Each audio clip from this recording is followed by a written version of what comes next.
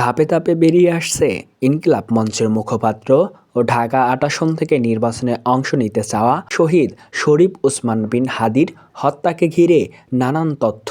দীর্ঘ ৬ মাসেরও বেশি ধরে নিখুঁত পরিকল্পনার মাধ্যমে প্রকাশ্য দেবালোকে গুলি করে হত্যা করা হয় ইনকিলাব মঞ্চের মুখপাত্র ও ঢাকা ৮ আসন থেকে নির্বাচনে অংশ নিতে চাওয়া শহীদ শরীফ ওসমান বিন হাদিকে। এই কিলিং মিশন বাস্তবায়নে দেশে ও বিদেশে বসে কাজ করেছে একাধিক পক্ষ।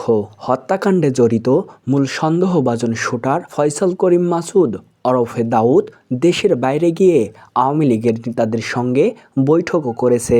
সিঙ্গাপুর থেকে মালয়েশিয়ার সীমান্ত এলাকায় এসব বৈঠক হয়েছে বলে ধারণা করেছেন তদন্ত সংশ্লিষ্টরা। ফয়সালের পরিবারের সদস্য ও ঘনিষ্ঠ সহযোগীদের জিজ্ঞাসাবাদ থেকে এসব তথ্য পাওয়া গেছে। তদন্ত সংশ্লিষ্ট কর্মকর্তারা জানান, গত ২১ জুলাই সিঙ্গাপুর গিয়েছিল ফয়সাল, ২৬ জুলাই দেশে ফেরে। বিদেশে অবস্থানের এই ৫ দিনেই মূলত হাদিকে হত্যার ছক চূড়ান্ত করা হয়। পলাতক কয়েকজন আওয়ামী লীগ নেতা ফয়সালকে সঙ্গে নিয়ে ওই পরিকল্পনা করেন। সিঙ্গাপুর যাওয়ার সময় ফয়সাল নিজের পরিচয় দিয়েছিল তথ্য প্রযুক্তি খাতের উদ্যোক্তা হিসাবে। সিঙ্গাপুরে পৌঁছানোর পর সড়ক পথে মালয়েশিয়া সীমান্ত এলাকায় গিয়ে বৈঠকগুলো সম্পূর্ণ হয় বলে জানা গেছে। এসব বিষয়ে জানতে চাওয়া হলে ঢাকা মহানগর গোয়েন্দা পুলিশের অতিরিক্ত কমিশনার মোহাম্মদ শফিকুল ইসলাম বলেন, ফয়সালের ট্রাভেল ডকুমেন্ট থেকে সিঙ্গাপুর ভ্রমণের তথ্য পাওয়া গেছে। আমরা সেসব ধরে তদন্ত এগিয়ে নিচ্ছি। তদন্তের স্বার্থে বিস্তারিত বলা যাচ্ছে না, তবে সময় মতো বিস্তারিত জানানো সম্ভব হবে। হাদিকে খুনের বিষয়ে স্ত্রী ও প্রেমিকাকে ইঙ্গিত দিয়েছিল ফয়সাল। সিঙ্গাপুর থেকে দেশে ফিরে স্ত্রী শাহেদা পারভিনকে সে বলেছিল, সামনে এমন সময় আসতে পারে যখন দেশে থাকা যাবে না।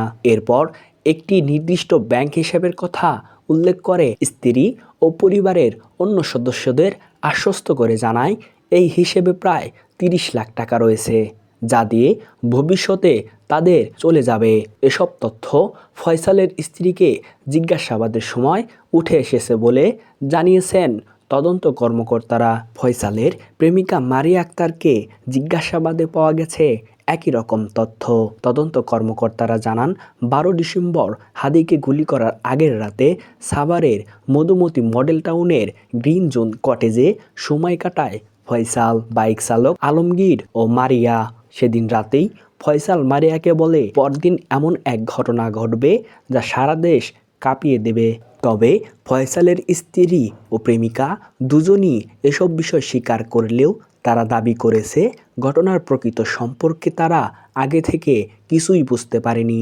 ফয়সাল করিম মাসুদ ও তার সহযোগী আলমগীর শেখকে ভারতে পালিয়ে যেতে সাহায্যকারী ২ ব্যক্তিকে শনাক্ত করেছে পুলিশ।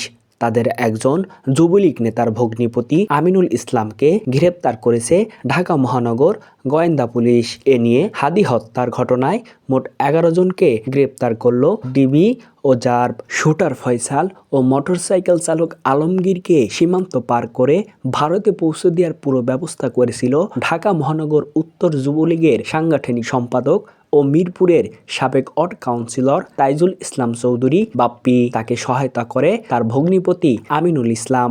ঘটনার পর রাতেই ময়মনসিংহের হালুয়াঘাট সীমান্ত দিয়ে ভারতে পালিয়ে যায় ফয়সাল ও আলমগীর। সীমান্ত পারাপারের জন্য আগেভাগেই সব প্রস্তুতি নেওয়া হয়েছিল। হালুয়াঘাট সীমান্তে অবৈধভাবে মানুষ পারাপারে জড়িত কয়েকজন দালালের মাধ্যমে এ কাজ সম্পূর্ণ হয়। তাদের একজন ফিলিপ ইসনাল, যার বাড়ি হালুয়াঘাটের ভুটিয়াপাড়া গ্রামে। তদন্ত সূত্রে জানা যায়, হাদিকে গুলি করার কিছুক্ষণ পর সাবেক কাউন্সিলর তাইজুল তার ভগ্নিপতি আমিনুলকে ফোন করে বলে, সে ভারত থেকে ফিলিপকে ফোনে পাচ্ছে না, ফিলিপকে যেন খুঁজে বার্তা পৌঁছানো হয়। সে রাতেই দুজনকে সীমান্ত পার করতে হবে। পরে আমিনুল ফিলিপের সঙ্গে যোগাযোগ করে তাইজুলের বার্তা দেয় এবং তার নির্দেশনায় ফিলিপকে কয়েক হাজার টাকা পাঠায়। হাদি হত্যার বিচারের দাবিতে শাহবাগ মোড়ে অবস্থান নেন ইনকিলাব মঞ্চের নেতাকর্মীরা। শুক্রবার জুমার নামাজের পর শাহবাগ মোড় অবরোধ করায় এই এলাকায় সাময়িকভাবে যান চলাচল বন্ধ হয়ে যায়। দুপুর থেকেই ইনকিলাব মঞ্চের সদস্যরা খণ্ড খণ্ড মিছিল নিয়ে সেখানে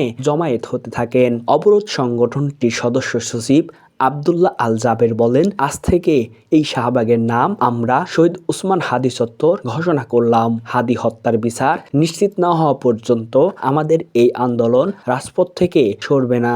গত 12 ডিসেম্বর রাজধানীর পুরানা পল্টনের বক্স কালভার্ট রোডে গণঅভ্যুত্থানের সম্মুখ যোদ্ধা ইনকিলাব মঞ্চের মুখপাত্র ও ঢাকা ৮ আসনের স্বতন্ত্র প্রার্থী শরীফ ওসমান হাদিকে মাথায় গুলি করে দুর্বৃত্তরা। আশঙ্কাজনক অবস্থায় হাদিকে প্রথমে ঢাকা মেডিকেল কলেজ হাসপাতাল ও পরে এভার কেয়ার হাসপাতালে চিকিৎসা দেওয়া হয়। অবস্থার অবনতি হলে উন্নত চিকিৎসার জন্য 15 ডিসেম্বর তাকে এয়ার অ্যাম্বুলেন্সে সিঙ্গাপুরে নেওয়া হয়। সেখানে চিকিৎসাধীন অবস্থায় গত 18 ডিসেম্বর ওসমান হাদির মৃত্যু হয়। পরে তাকে দেশে এনে ঢাকা বিশ্ববিদ্যালয়ের কেন্দ্রীয় মসজিদের পাশে জাতীয় কবি কাজী নজরুল ইসলামের সমাধির পাশে দাফন করা হয়।